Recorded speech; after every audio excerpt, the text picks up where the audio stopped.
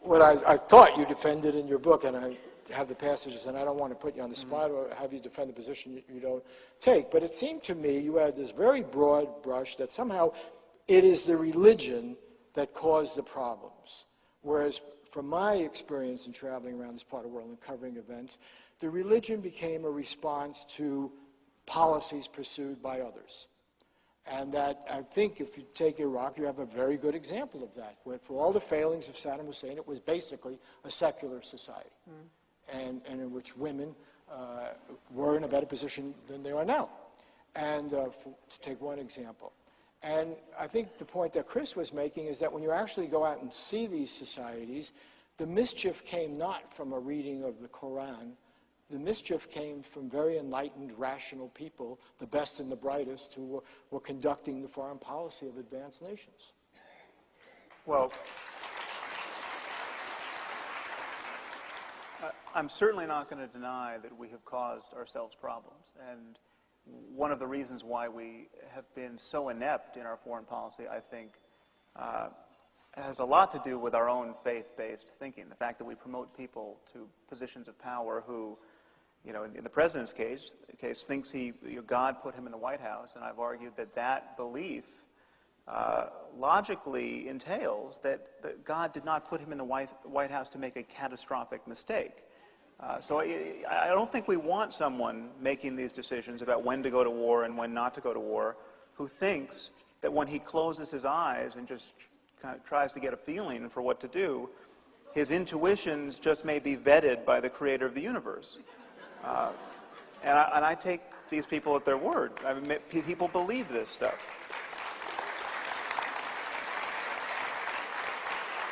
So, okay, but isn't it quite possible that this is just grafted on? You know, the Elmer Gantry phenomenon. I mean, that maybe Falwell and Pat Robertson don't really believe any of this stuff. That they use it to hype their own cause. It is true that it's possible. Okay, first of all, I think there's a few variables we have to get on the table here. It is certainly possible, and I think this is true, that there is a distance between what people profess they believe and what they actually believe, and what they will say on a questionnaire, and then what is really operative at the level of their behavior. Now, what this distance is, that's something that's difficult to determine in any case. So when you have something like 38% of British Muslims now claim to believe that anyone who leaves the faith, anyone who commits the crime of apostasy, should be put to death.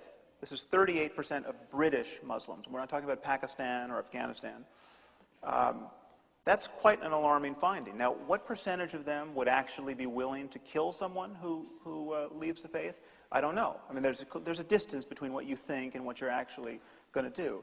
But the idea that somehow it is a tiny minority of people who profess these things, who actually believe them, there's no evidence for that. I mean, there is apparently an inexhaustible supply of suicide bombers. People like Chris seem to imagine that the cause of this is not their belief in martyrdom. It's not the idea that you're going to get everything you want after you die, and there's nothing better than death in defense of Islam, which is what I argue.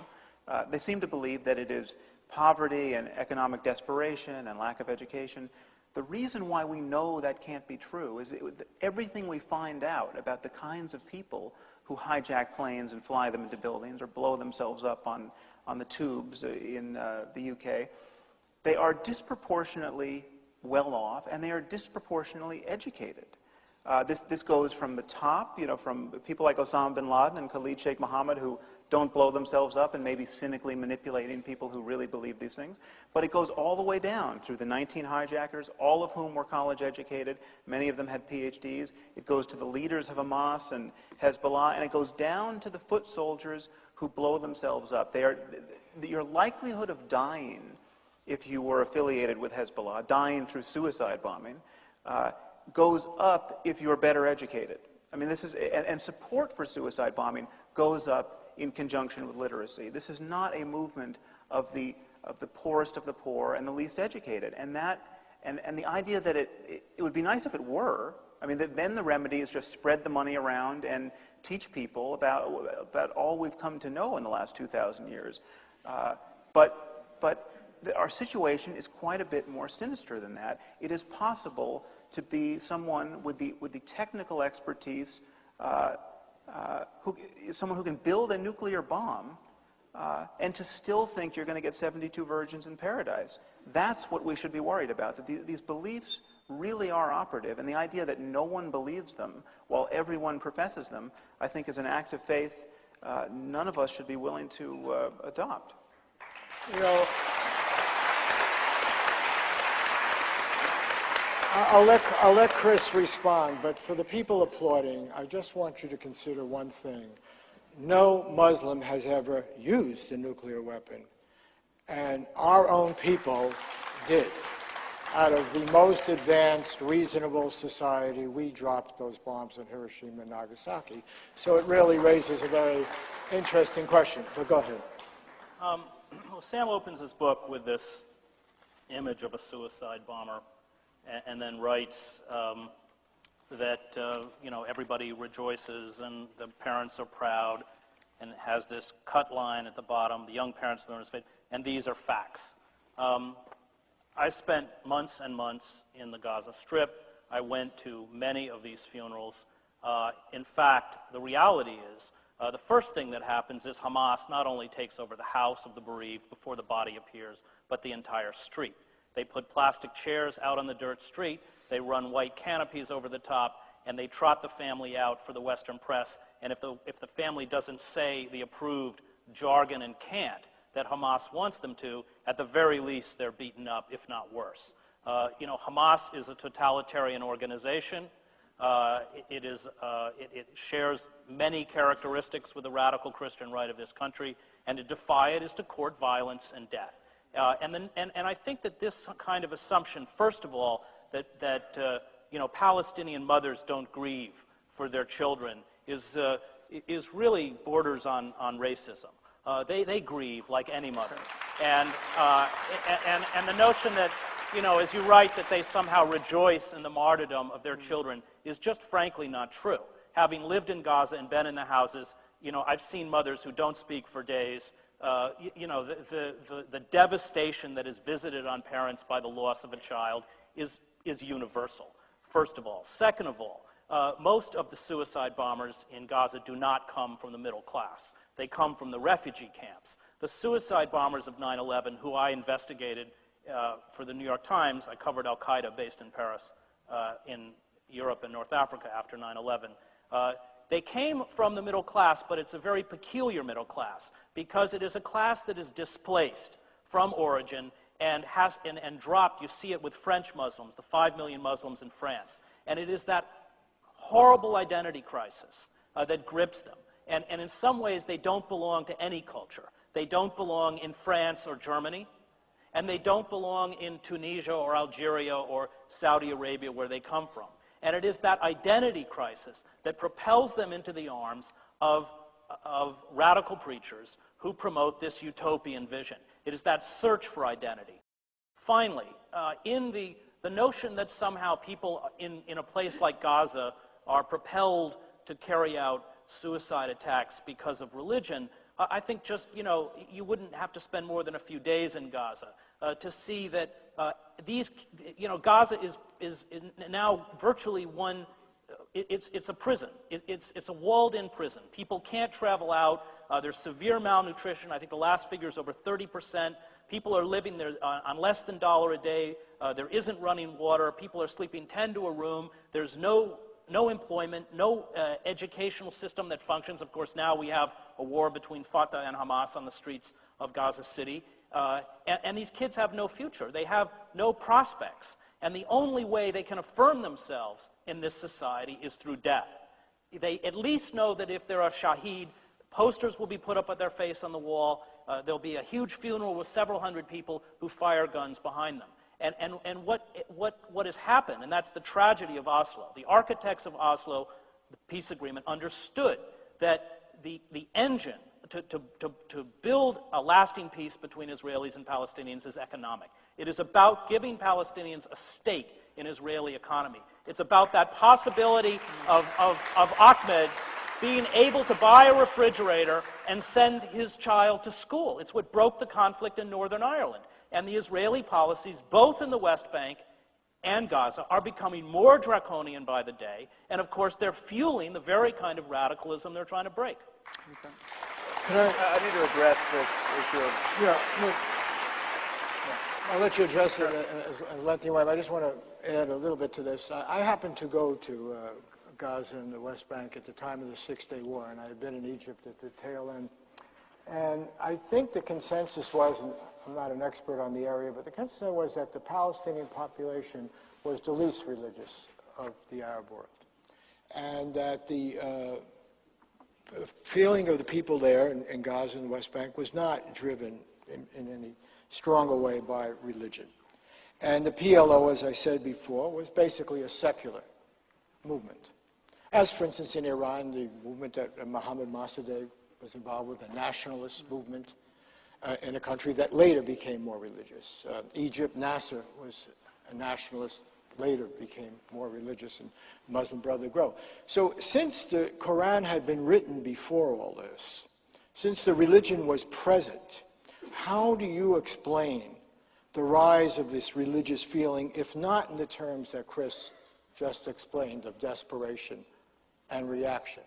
Why did the PLO, for example, give way to Hamas? Why did these people in Gaza reject basically a secular model of the PLO and embrace Hamas, which was shown in elections and so forth? Why in Iran did they go from a Mossadegh to the Ayatollah?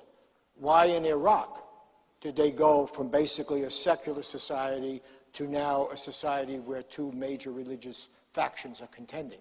It wasn't that the Quran suddenly appeared. It wasn't that the Muslim religion suddenly appeared. It was external events which then caused people to turn to this religion. Well, no, I think we have... I certainly think the lesson of Iraq is that we underestimated the role of religion. Religion was still a potent force all the time, even while it seemed to be a secular society from the outside. And Saddam Hussein, from the reports I've heard, was quite cognizant of the power of religion and was not nearly as secular as we have made him out to be in the way he marketed himself to his people. I think we are consistently erring on the side of assuming secularism that does not exist in the Muslim world. I need to deal with this charge of racism. It should be pretty easy to see that my criticism of Islam is not racist. First of all, it applies with equal felicity to white Muslims as to any other ethnicity.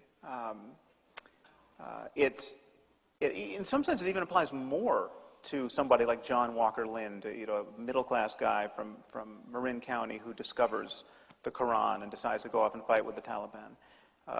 It applies more, perhaps, to somebody like Adam Gadon, who comes from Orange County and goes off to be the PR guy for Al-Qaeda, because these guys don't have the alibi of having been brainwashed since infancy by their indigenous Muslim parents. They've adopted this. So there's nothing racist about my criticism of Islam. I am criticizing the logical consequences of certain ideas, and I'm certainly not limiting my criticism of religion to Islam. I just happen to one of the taboos I'm breaking quite consciously in my speaking and writing is I'm noticing that our religions are actually different. I mean, that they don't all teach the same thing, and where they do teach the same thing, they don't teach it equally well. I mean, we are not going to have a problem with Jain suicide bombers, no matter how mistreated Jains become in this world. The core principle of Jainism really is nonviolence. I mean, no matter how crazy you get as a Jain in terms of your religion, you're going to become less and less violent. I mean, there's no way you can justify any sort of violence by recourse to the principles of Jainism. To argue that the core principle of Islam is nonviolence is truly impossible. I mean, if anything, the core principle of Islam is jihad.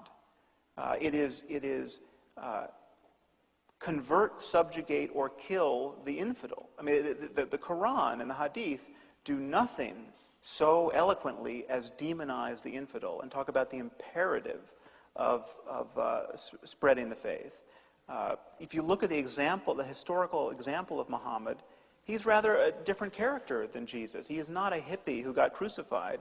He was a conquering general, and Muslims draw a lot from that example.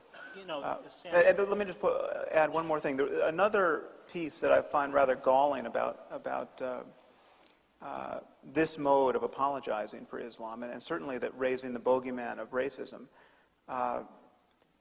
One of my primary concerns, that whenever I criticize Islam, one of the first things I say is that nobody is suffering under Islam more than Muslims. I mean, and certainly nobody is suffering more than Muslim women. And so to obfuscate, to call it racist to criticize this faith, which has the record of religion in general in terms of the treatment of women is horrifying. I mean, the great geniuses of the Abrahamic tradition thought about the riddle of womanhood, and they gave us this cult of virginity, the forced marriages, bride burning, honor killing. I mean, it is the fact that somebody like Ayaan Hirsi Ali, a Somali woman who became a Dutch parliamentarian and now is arguably one of the most hunted people on this planet because of her criticism of Islam, the idea that she has to deal with a multiculturalist criticism of her insensitivity to Islam, and this is a woman who has been, circumcised is a euphemism for it, hunted, had her collaborator butchered in the street in Amsterdam, and now she is a recipient of the same kind of criticism. It is obscurantism. Our religions are different. Well, if I had a Hebrew Bible here, I could read you passages that are just as distasteful. I quote them in my book. Right. So the notion that somehow, because those passages, there are hateful passages in the Quran, which they are, is used as a tool to demonize Islam, holds no more validity than demonizing Judaism. I mean, those passages are in both books. And I think that the difference is, and this is, I'm just going to read a couple sentences from your book, where you talk about how to deal with the Islamic world. It's not a matter merely of condemning their religion. You write, it seems all but certain that some form of benign dictatorship will generally be necessary to bridge the gap. But benignity is the key, and if it cannot emerge from within a state, it must be imposed from without. The means of such imposition are necessarily crude. They amount to economic isolation, military intervention, whether open or covert, or some combination of both. While this may seem an exceedingly arrogant doctrine to espouse, it appears we have no alternatives. We cannot wait for weapons of mass destruction to dribble out of the former Soviet Union, to pick only one horrible possibility and into the hands of fanatics. Mm-hmm. What you're doing is using this demonization of Islam to justify the intervention and occupation of Muslim countries. And as we can see from Iraq, it's not a good idea.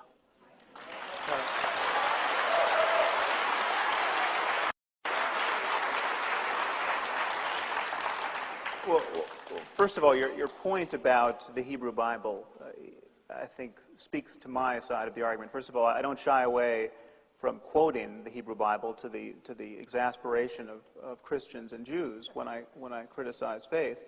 I think books like Leviticus and Deuteronomy are the most terrible books. I mean, the killing never stops in these texts. The difference But you don't think that Jewish mothers are educating their children in that they are tradition? Not. They are, and you have, if I dare say,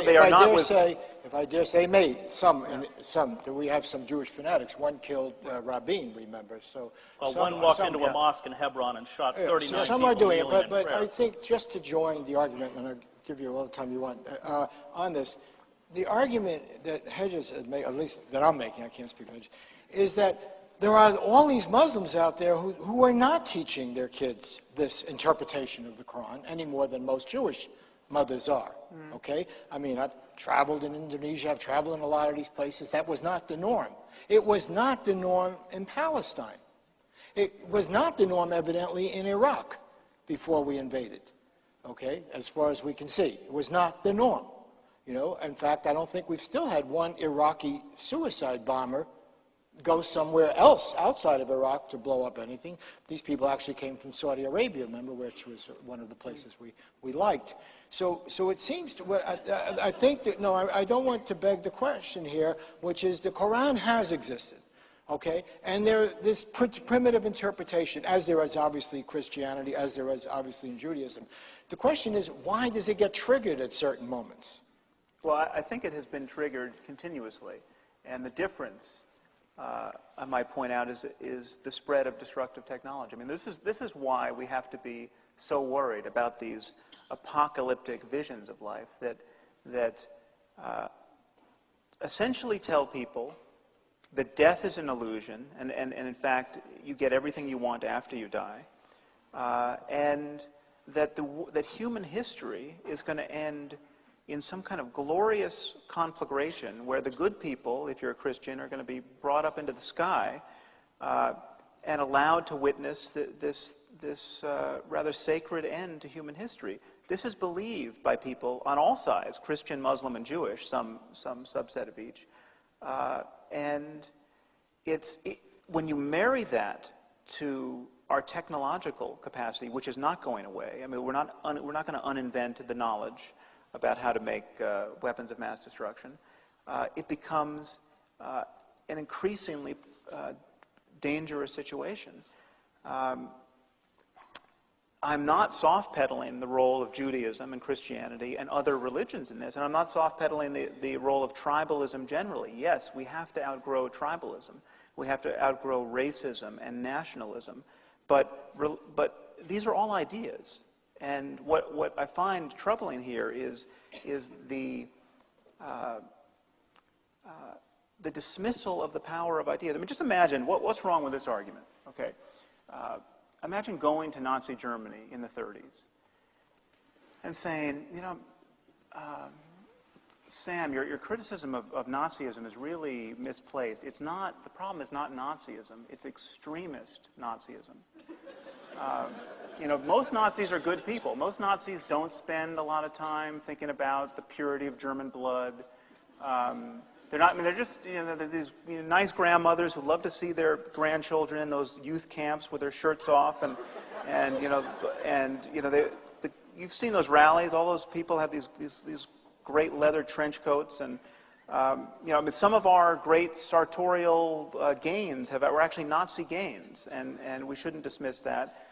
There's a lot of exuberance and joy in Nazism, and you have used extremism. You've used extremists like Hitler and Goebbels and Himmler to represent the whole, and that. Okay, well, it's not. Nazism is a political ideology. Okay, but we can talk about the principles around which people have rallied. And what they say to one another about how they define themselves as different from other human beings.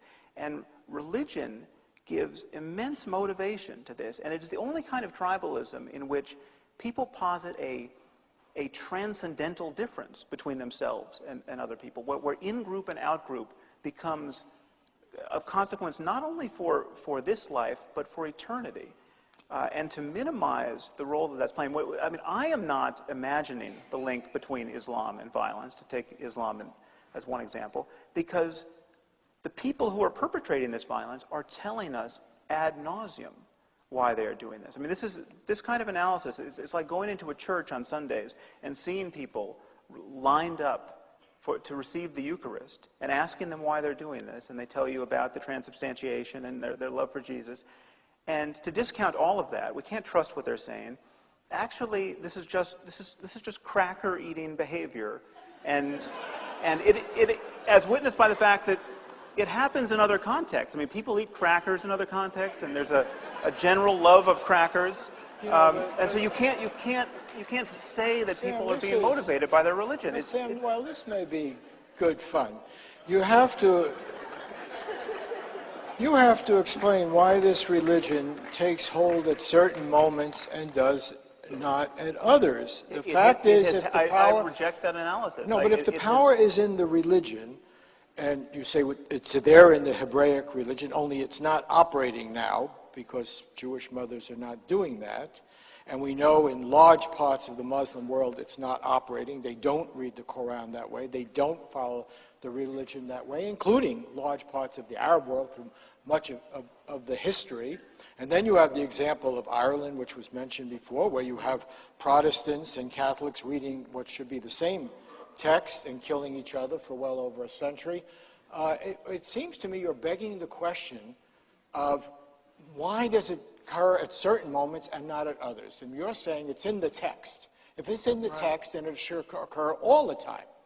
Well, the Quran was there in Egypt when it was secular, and it's there when the religious movements come along. I think it has occurred all the time. To answer your question in two parts, why is it not happening to the same degree among Jews and Christians at this moment?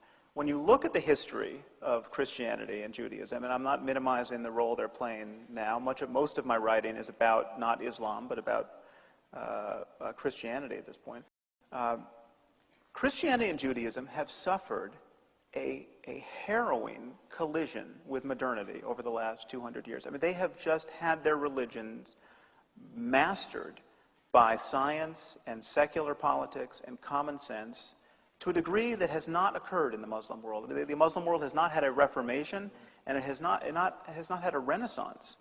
The Muslim world is amazingly isolated from the currents of criticism that have beaten back the fascistic and insane practice of religion that endured for centuries under Christendom. I mean, we were burning witches alive and heretics for 500 years in Europe. We're not doing that anymore, courtesy of scientific understanding of medicine, for one thing. I mean, we don't believe now that people are dying because their neighbor cast a spell on them. That's a good thing. That was hard fought, that battle.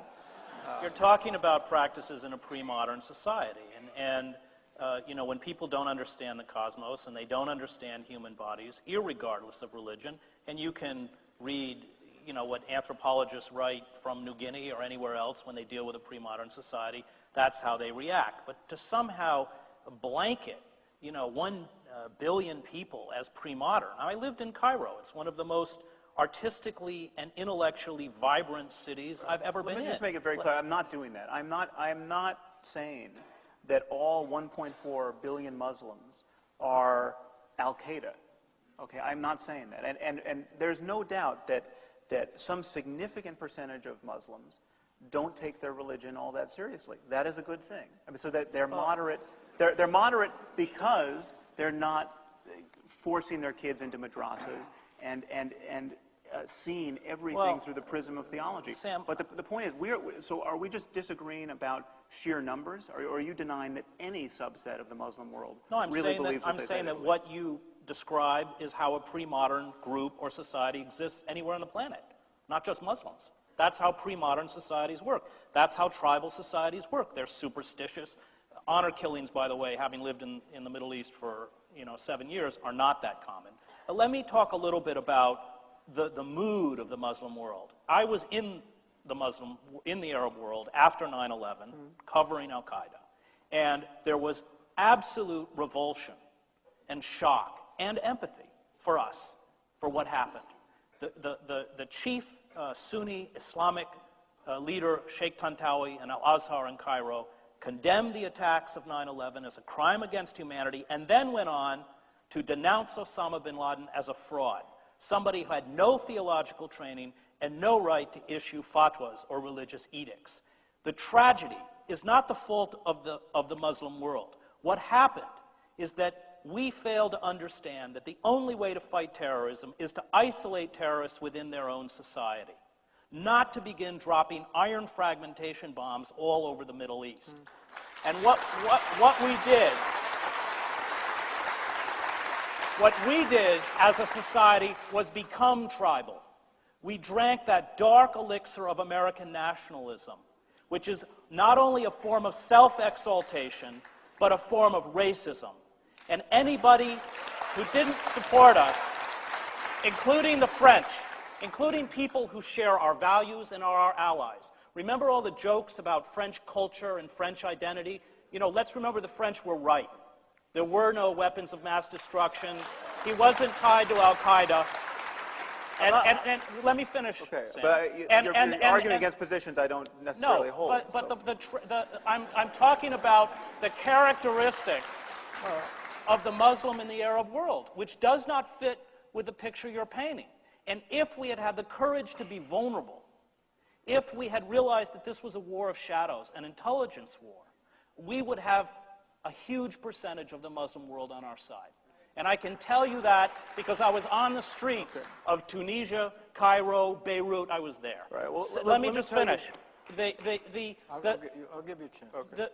You talk about, you dismiss this notion that somehow despair is unimportant, that these people react like barbarians because of the Quran. If you go back and read the great philosophers on totalitarianism, on Nazi Germany, Hannah Arendt, Karl Popper, Fritz Stern, The Politics of Cultural Despair, they all write that what propelled the fascists forward, that what propels all totalitarian movements, and I include fundamentalists, Jewish fundamentalists, Christian fundamentalists, Islamic fundamentalists, Hindu fundamentalists. Karen Armstrong has done great work on this. What propels them forward is despair, personal and economic despair. And you see it within the United States, with the Weimarization of the American working class, the rise of an American oligarchy, the huge disparities that are creating. You can't maintain a democracy in an oligarchic state. And what's at fault in the Arab world is not Islam, but scummy little dictatorships like the one run in Saudi Arabia or Hosni Mubarak's in Egypt. It's the political system that keeps most people crushed under their heel. Egypt is a deeply repressive state, which we give $3 billion a year to.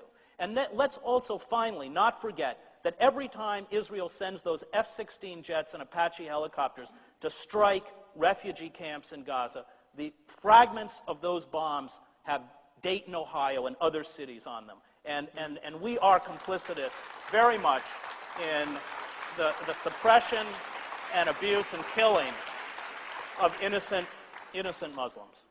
Okay, well, let me deal with your taking the measure of the Muslim world.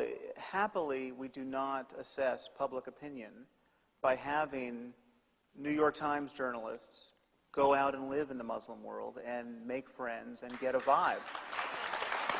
I mean, this is not a single well-run opinion poll would be worth 1,000 years of you wandering around the Middle East. Well, come on. No. Okay, how many? That's not meant to be hyperbolic. Wrong. Well, let me tell you.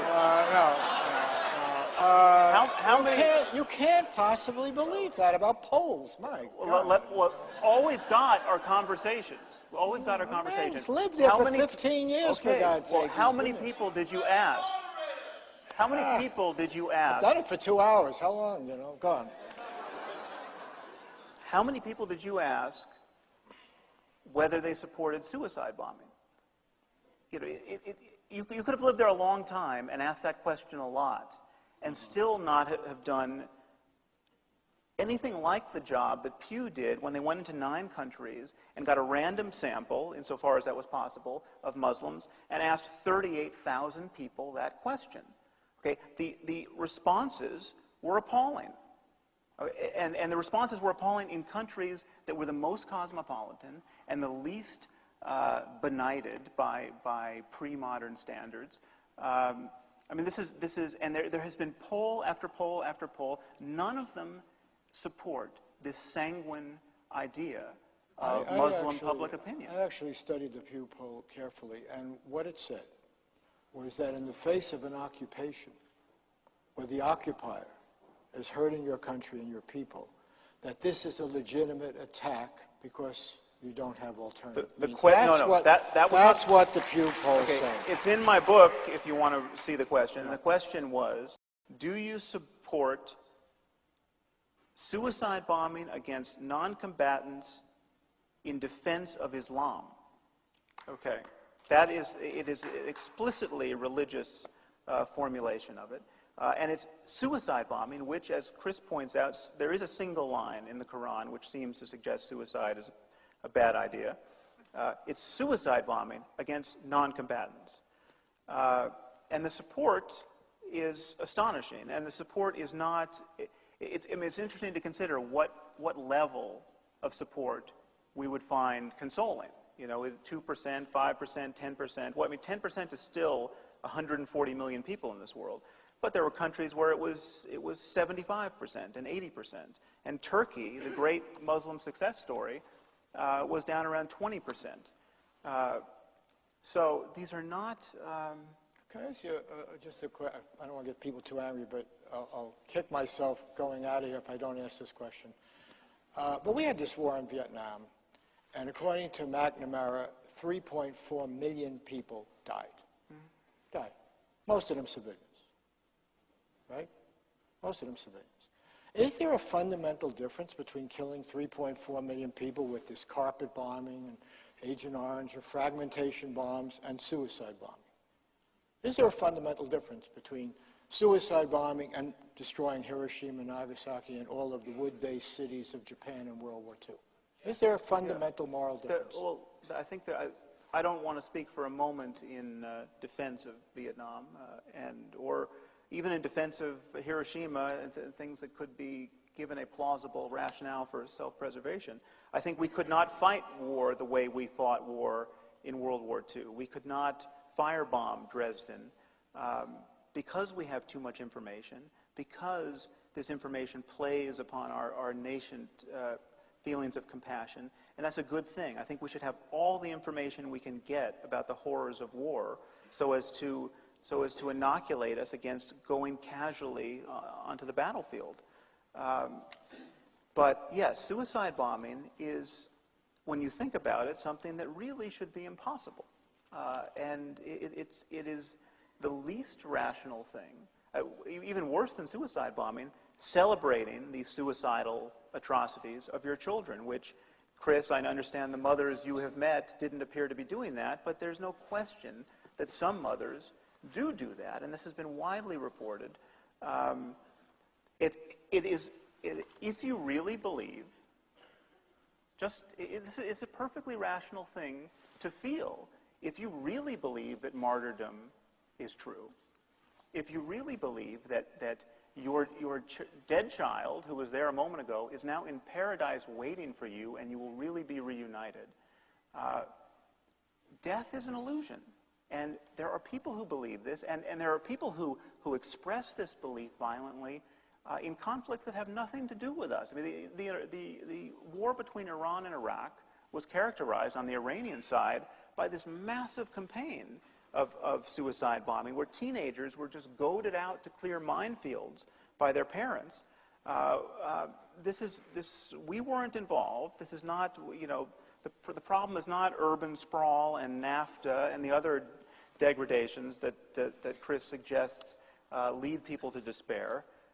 There's no doubt that despair is a variable, but it matters what you believe in your despair. And again, I would take you back to despairing Janes.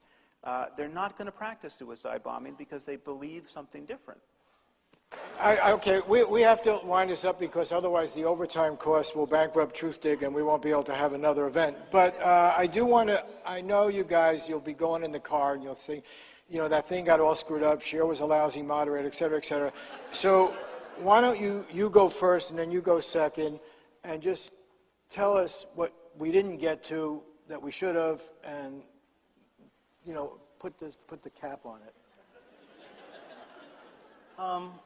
I think that what Sam is fundamentally talking about is fundamentalism, especially this radical fundamentalism that we see within the Muslim world that we see it within Jewish groups, certainly within the settler movement in Israel. We see it with Hindu nationalists. Fundamentalism, for me, is born out of desperation and despair. That's why it's growing as a movement. I think at its core, it's primarily secular because its objective is the assumption of power at the expense of others. And I think that finally the only way to fight these movements, both abroad and within our own country, is essentially to re-enfranchise these people within our societies. And if we don't re-enfranchise these people, if we allow our country to become a corporate or oligarchic state, the despotism that we watch deforming lives abroad will deform lives at home.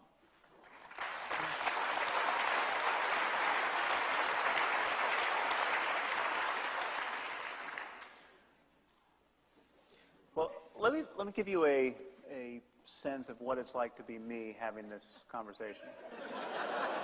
I mean, it seems to me we could have been having this conversation 500 years ago.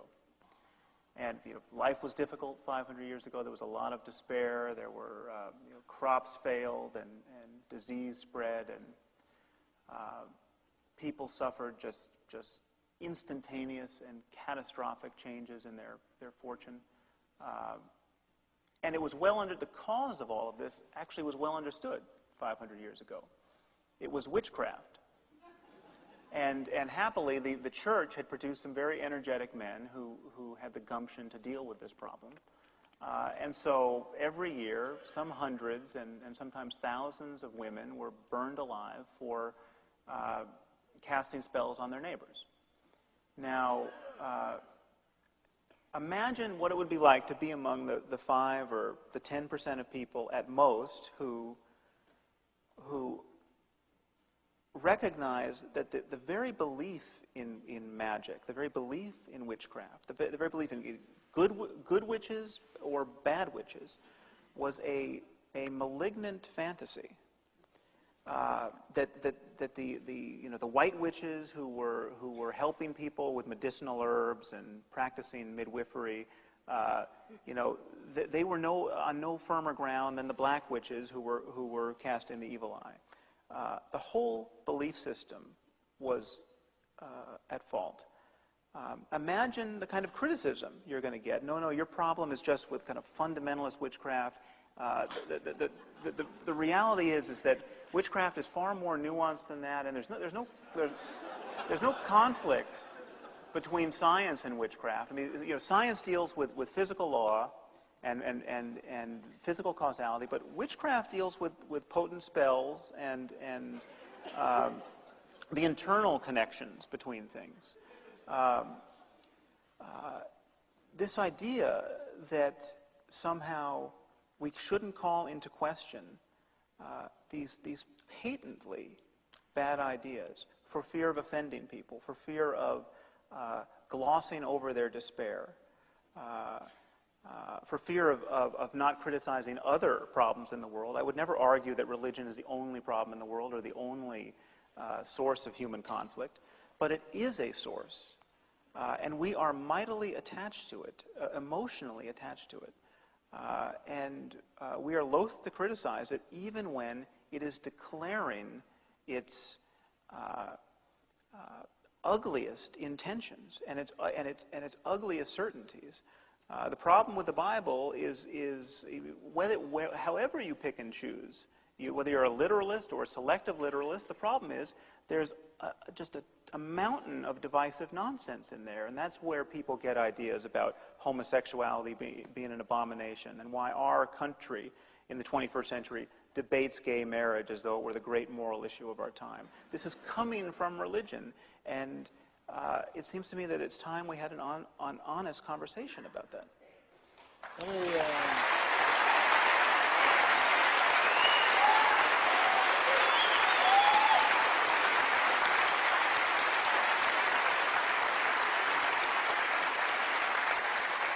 Okay, let me wrap this up by repeating what I said at the beginning. It's a real honor to be with these two people, that they evidence great integrity and courage. I remain an agnostic on their divisions. But I'm thrilled that at Truthdig that we have published both of you, and that I hope we can continue to do that and keep the debate going and the discussion, because it is a very important one to have, and thanks for coming.